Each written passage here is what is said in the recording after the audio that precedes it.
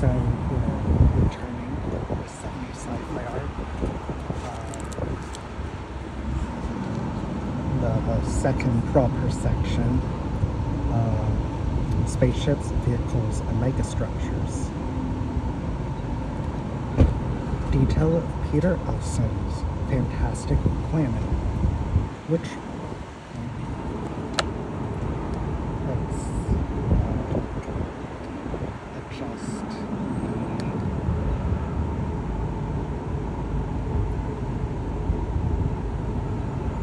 I think that's better.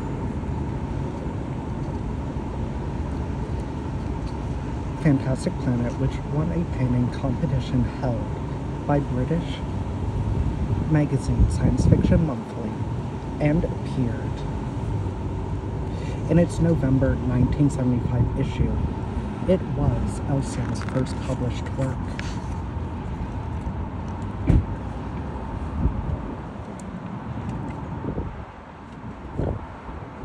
After the creative explosion of surrealism across the 60s, science fiction covers settled into a much more representational groove for the next 2 decades.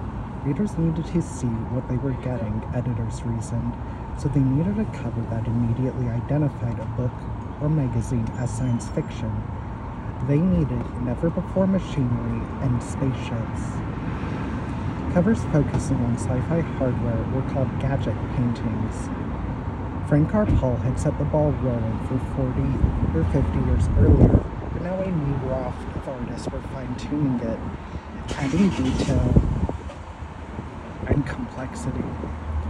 This was partially because of higher quality printing, as the wood pulp of the 1930s had been too absorbent to allow the reproduction of fine lines, and partially because audiences and authors were exploring more science-based stories rather than the action-oriented stories and covers of the past. In some cases, gadget art didn't fit the story. Analog Magazine's early 70s covers were repeat offenders, and once a novel with the text explicitly calling out space travel as an impossibility still received a spaceship on its cover. In these cases, the artist might as well paint works before even getting the commission, and some did. But science fiction novels of the era debuted photogenic concepts like space elevators or megastructures right alongside the familiar flying saucers and spaceships in need of emissions tests. Megastructures are just what they sound like, utterly huge artificial living spaces. Niven's Ringworld kicked off the trend in 1970, while Clark's 1973 Rendezvous with Rama and John Varley's 1979 Titan are other major entries. These structures come in plenty of shapes and sizes, though the stories about them are a little more formulaic, tending to follow a group of stranded yet curious explorers, slowly learning more about the habitat. Megastructures could be rings, cylinders, spheres, or the prehab housing option, a hollowed-out asteroid. Today, megastructure stories have trailed off as a subgenre, and while they still make regular reappearances, they're more often under construction or serving as set dressing for the actual story. Spacecraft and moon rovers will never vanish from the genre. The days of architecture as main character are largely behind us, as are the gadget covers that brought them to life. 1.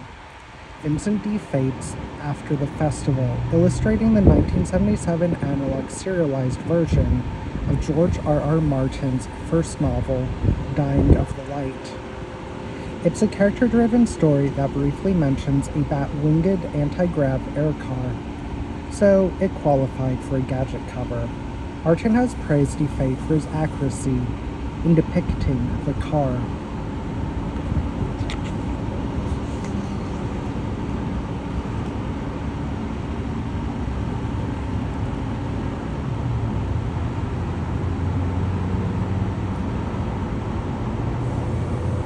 Two. On Dean Ellis's 1973 cover for Larry Niven's Protector, a donut-shaped superstructure wraps around the cover for a sense of scale. Yet, you can count every petal of daisies on the foreground.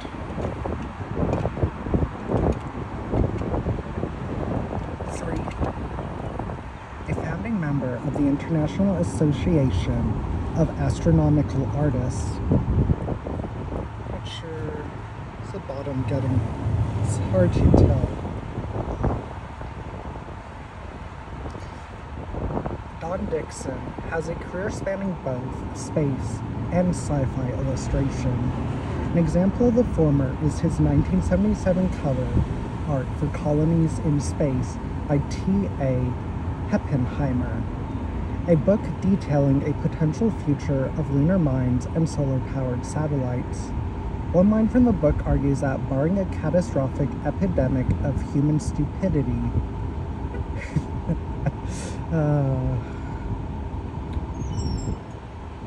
the decades ahead are likely to see the foundation solidly laid for a world without large-scale poverty or hopelessness. Have the decades since indeed suffered from a catastrophic epidemic of human stupidity?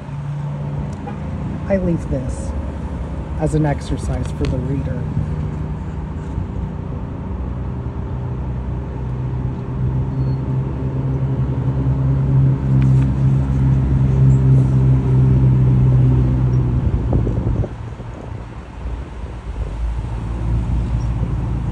Chris Voss, the biggest brand in retro sci-fi covers.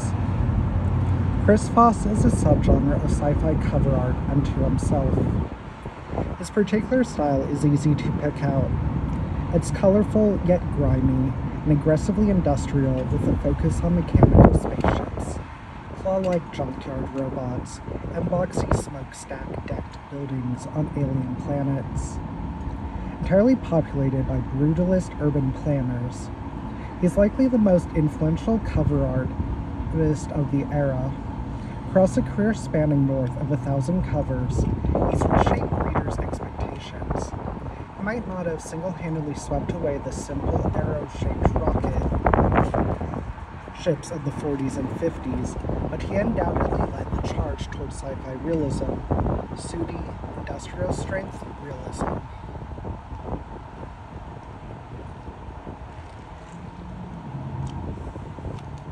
Voss's factory-inspired brand is no accident. Born and raised on Guernsey, an island in the English Channel off the coast of Normandy, Voss would have been familiar with the island's quarrying industries and military history. He also spent time in Dorset, where the outbuildings of a local airfield were crammed with army lorries or artillery pieces. Voss never pursued any formal engineering training, but it's clear. Oh, actually, just a second.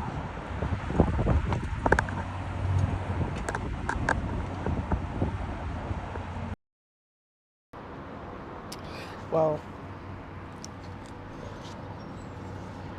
I hope it was running off of, I forgot to double check, because sometimes it doesn't pop up originally, the confirmation, and I noticed on the VOD there was such heavy wind and traffic noise, which shouldn't really be the case. So I've been paranoid about that. But I think I forgot to check today. So hopefully it was and still is going off the proper mic. Voss's factory-inspired brand is no accident. Born in... oh wait. But it's clear that his childhood around weather-worn machinery directly impacted his imagination. When in a 2013 interview, he described a rusty, panting French railroad steam pump as such an obvious beating heart, he essentially described his entire oeuvre with a single analogy. An unexpected source gave Foss his start in the 60s. Bob Guccione, publisher of adult magazine Penthouse, hired him for a few jobs before giving Foss his most iconic non-sci-fi commission, the line art illustrations that packed 1972's The Joy of Sex manual. Guccione loves sci-fi. He later co-founded the science fact/fiction magazine Omni, and gave Foss the nudge he needed to start earning a name for himself in the genre. Foss's airbrushed illustrations could all be from the same cohesive universe, itself entirely extrapolated from a Guernsey shipyard, filtered through a kid's kaleidoscopic imagination.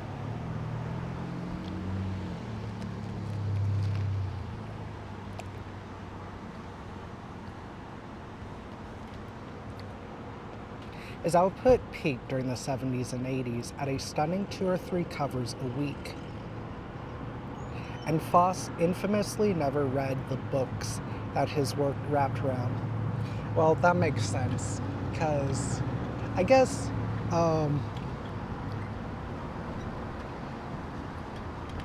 growing up, I would always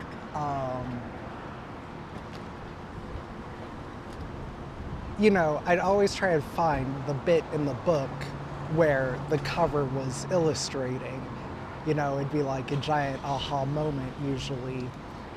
And in a lot of Foss's work, I would never get that moment. So that makes a lot of sense to me.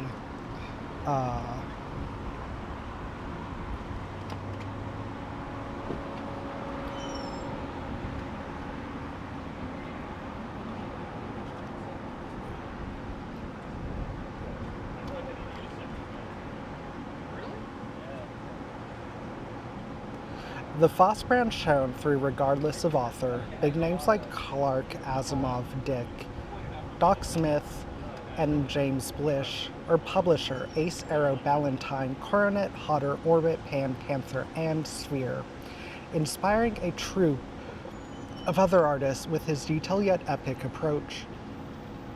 Foss-inspired artists include John Harris, Colin Hay, and Elson. Foss embraced entropy as well as industry.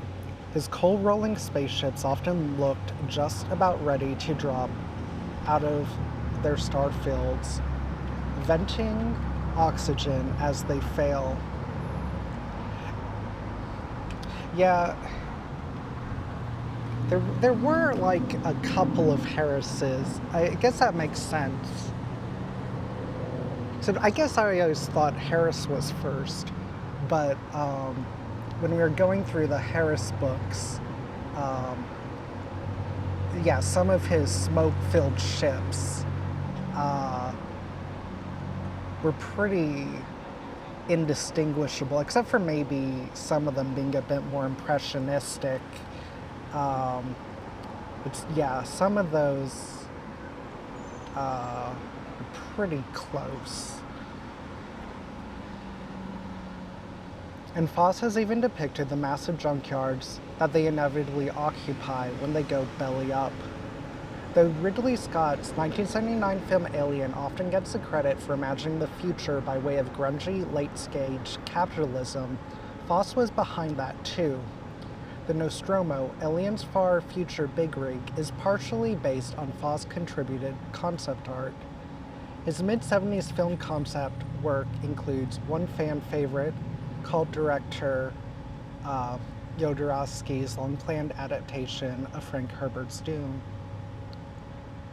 So I guess that's two, because in the Ron Cobb book, I think, those were two. And that's a bit curious, maybe it feels like a little bit of a conflicting story. And I know in the Cobb book it said on Alien, he obviously wasn't the only concept artist they hired, but At least, that book was laying sort of the feel squarely at his feet. Didn't remember Foss being brought up there either. But I do remember it was saying there was a sort of competing element in the art department.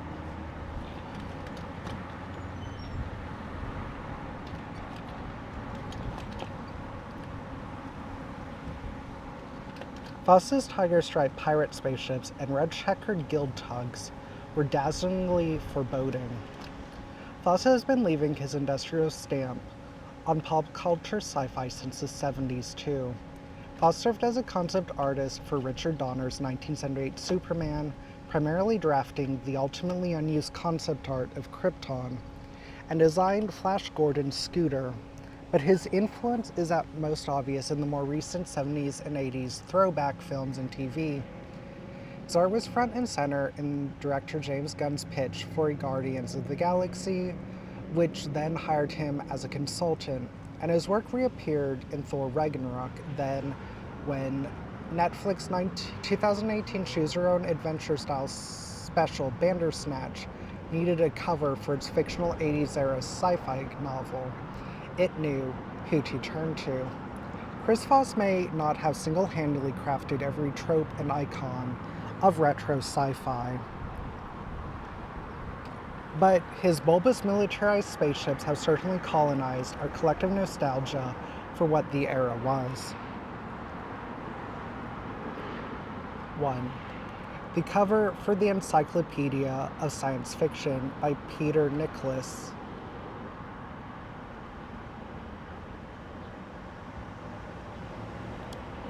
2. This is the 1979 cover for the Dutch book Aan het Eind van de Regenboog by Eric Frank Russell. The variant debuted earlier in a 1976 Foss portfolio. Human figures aren't common in Foss art, but when they do show up, it lends to the scale of the spaceships an even greater impact.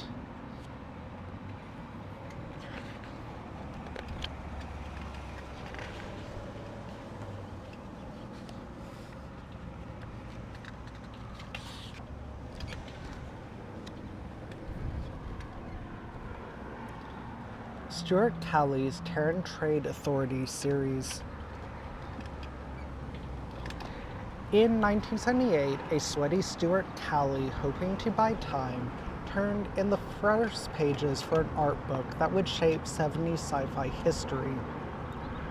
Calley wasn't an artist or a novelist, just a humble graphic designer who had worked with the London-based Young Artists Illustration Agency.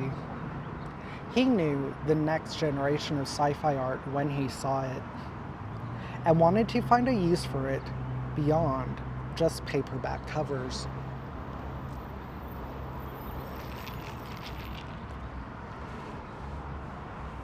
Inspired by Jane's Fighting Ships, an annual reference book of the world navies, Calley created Spacecraft 2000 to 2100 AD.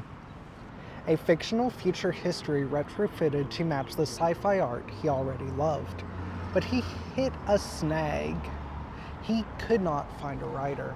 It was only after Hamlin Publishing approved Calley's samples that he decided to write the entire book himself. It went on to sell 800,000 copies in 8 languages and launched 3 sequels. 1979's Great Space Battles, a 3-week rush job that earned publisher Charles Harridge a co-writing credit for his help, and Space Wreck, Ghost Ships and Derelicts of Space, and 1980's Starliner's commercial space travel into 200 AD. Calley's idea wasn't strictly original. Similar books, including 1977's The Flights of Icarus by Martin Dean, Roger Dean, and Donald Lemkuhl, and Alien Landscapes by Malcolm Edwards and Roger Holdstock from 1979 were also on the market.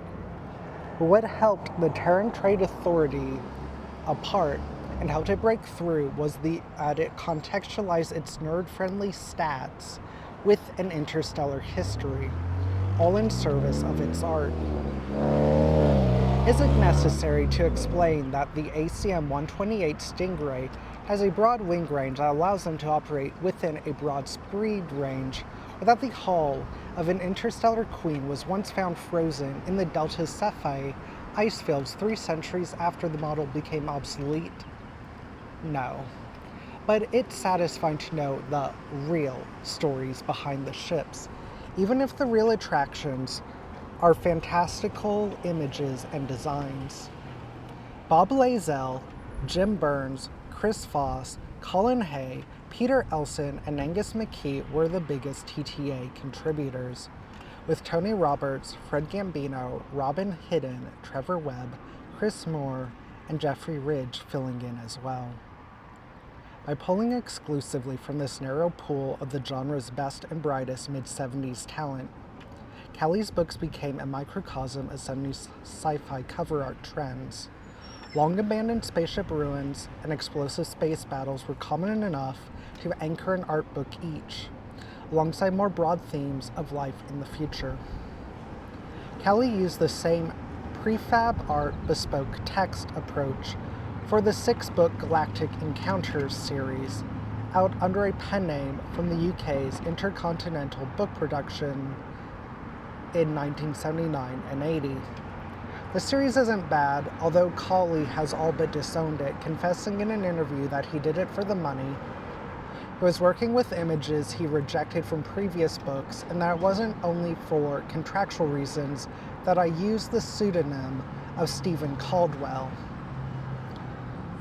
Ultimately, the TTA series is best remembered as a celebration of pure, uncut 70s sci-fi art.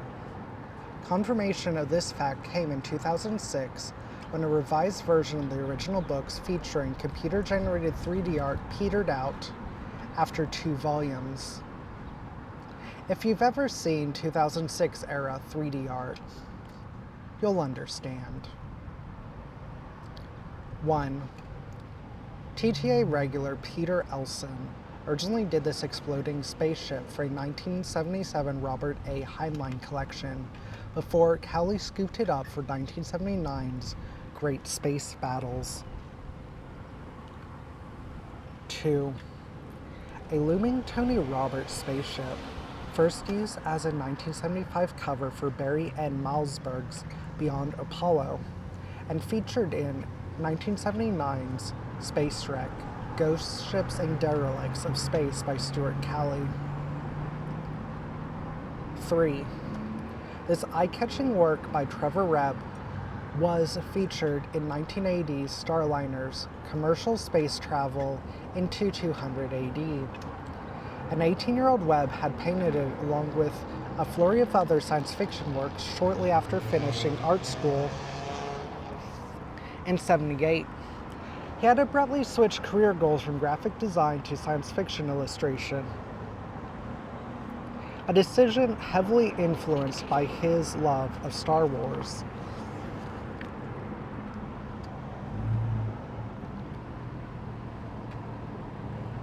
Sci-fi can't get any more gloriously retro than Chris Moore's 1977 Pan Am spaceship, branded after the iconic but short-lived airline company.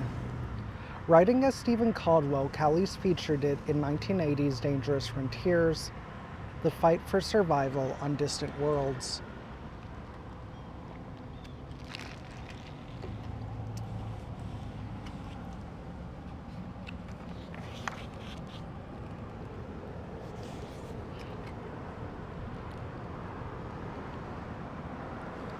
Most top science fiction illustrators employ design elements in their work. That doesn't mean that the designs make sense.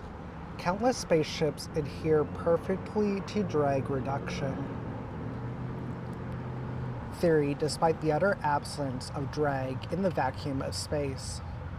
Sid Mead, a one-of-a-kind visual futurist, thinks deeper. In his artwork, walking trucks stay anchored with pneumatic feet. Expressways are suspended on steel cables, and a superyacht's forward sun deck glazing extends to camouflage nearby air conditioning vents.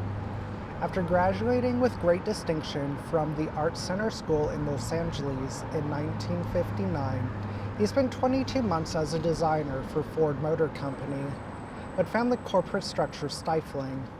He wryly commented in a 1996 art book that he had completed more creative work as a consultant than he had on salary. Mead's path toward going independent began with a 1961 commission. He produced Concepts, a book of illustrations crackling with energy and style, emphasizing the people, environment, the visual composition of a scene just as much as the speculative vehicle designs they showcase. The book brought him international attention, and Mead created both another volume and a collection of 5 portfolios for U.S. Steel across the 60s and 70s. He launched Sid Mead Incorporated and began consulting as a visual futurist for tech and automotive companies, architectural firms, and feature films starting with Star Trek, the motion picture. His designs deeply shaped the look of films, including Tron and Aliens. But Mead's biggest legacy is his work on Blade Runner, which established a neon-lit visual identity for the sci-fi subgenre cyberpunk that carries on to this day. Audiences didn't always separate Mead's two modes of art, his works of pure fiction and his forward-looking concepts, as cleanly as they should have. The technology of Blade Runner, for example, reflects a polluted, corporatized Los Angeles. It's not meant to be emulated, but often is solely because it looks cool, a problem that extends to the cyberpunk genre as a whole. Science fiction isn't about predicting the future, it's about extrapolating what's good or bad about the present. Whenever dystopian future happens to predict reality, like pollution, corporatization, or electric car company Tesla's low-res Cybertruck, it means we didn't heed the warning. Mead wove together a huge range of fields across his career to custom fit stunning designs to each one's needs.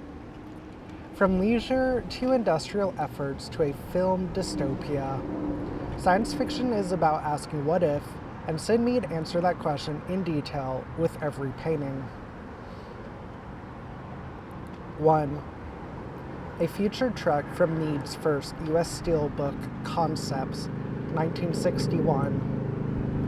The sleek red cab module stands ready to haul the less flashy, unfunctional load segment it's connected to. 2. Mead generated a vast range of ideas, from ski goggle designs to personal transport gyropods to motor homes with rooftop sun lounges. His parties looked amazing. Future Party, 1975.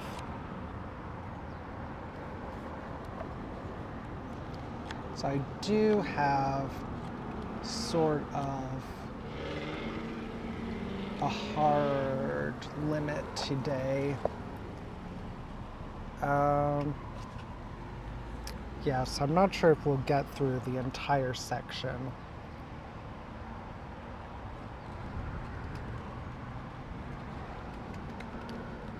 Ringworld.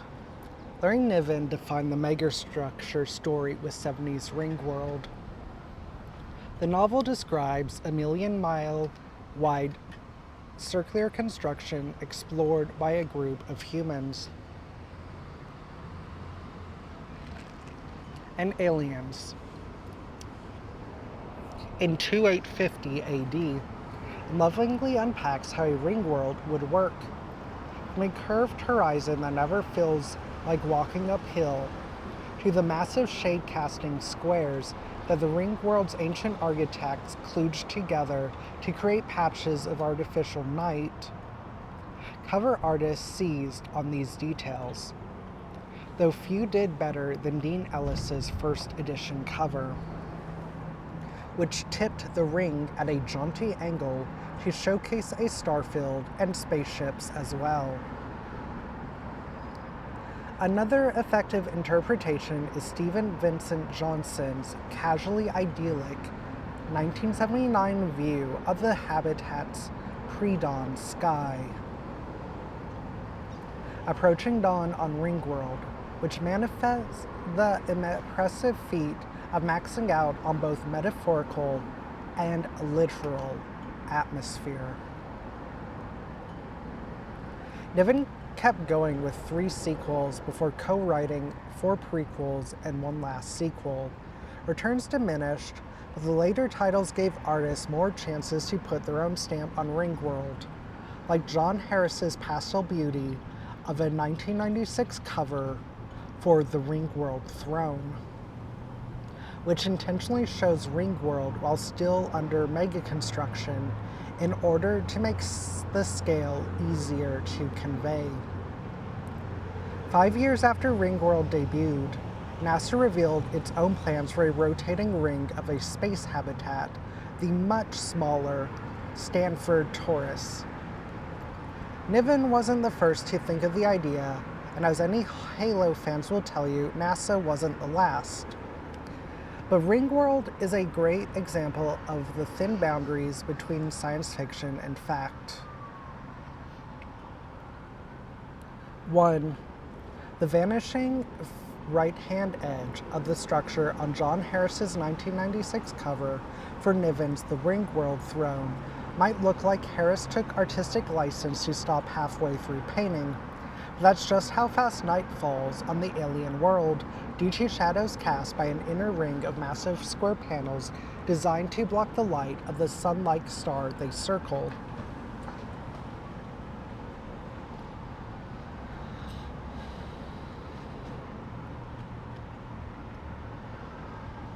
Two, Dean Ellis, a noted gadget artist, was a great choice for the engineering-centric hard science of Niven's Ringworld. 3. The red blossoms on Stephen Vincent Johnson's Approaching Dawn on Ringworld complement the predominantly blue scene to highlight the ring's beauty.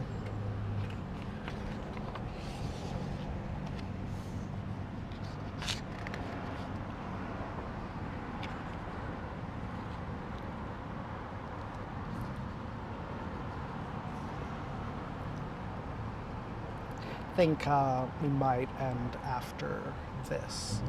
Rendezvous with Rama.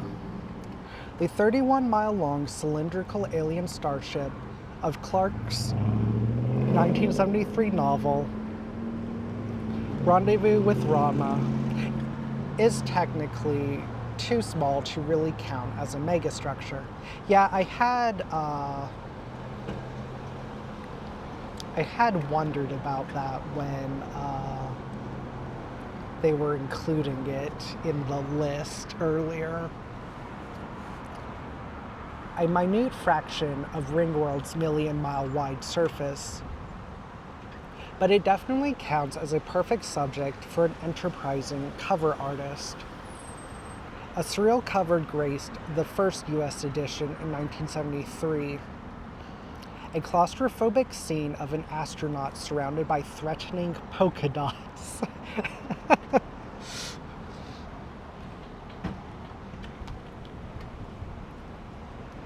Hal Siegel designed the jacket, though no other artist is credited.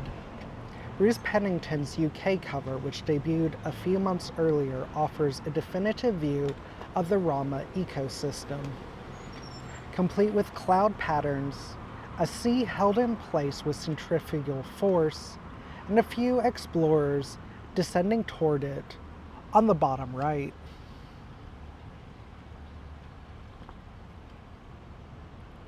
A similar uncredited cover on a 1974 Ballantine Books edition featured tiny figures exploring a blue-tinted city inside Rama. The smart money is on the chronically uncredited Dean Ellis. While these bird-eye views are common Rama covers, Jim Burns debuted a different perspective in the 1979 art book Alien Landscapes, with 3 Rama illustrations, including one of river rafting explorers within the giant cylinder. Another distinctive take, Stanislaw Fernandez' 1977 cover features a reflection of the curved Rama horizon in the helmet visor of the astronaut viewing it, elegantly fitting a huge subject in while putting the reader in the protagonist's perspective.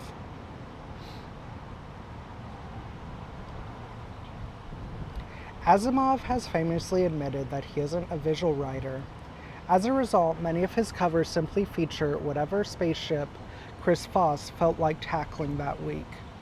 Clark's Rama sits on the other end of that scale, as the author's technical innovations and in-depth explanations of how they worked gave artists a foundation.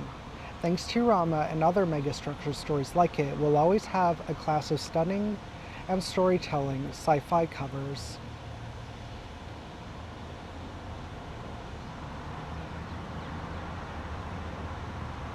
One is Bruce Pennington's 1973 cover for Art Clark's Rendezvous with Rama. 2 is the uncredited polka dot monstrosity. 3 is Stanislaus' 1977 cover. 4 is Jim Burns's The Cylindrical Sea. And 5 is the uncredited cover.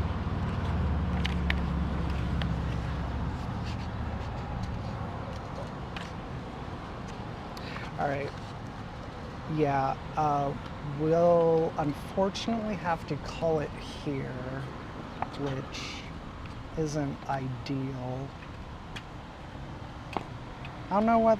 I think this must have been a longer section. But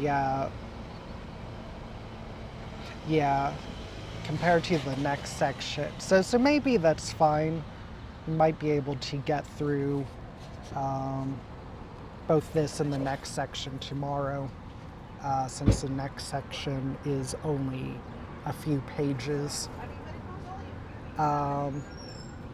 So yeah, it looks like next time we'll be starting on Eggleton.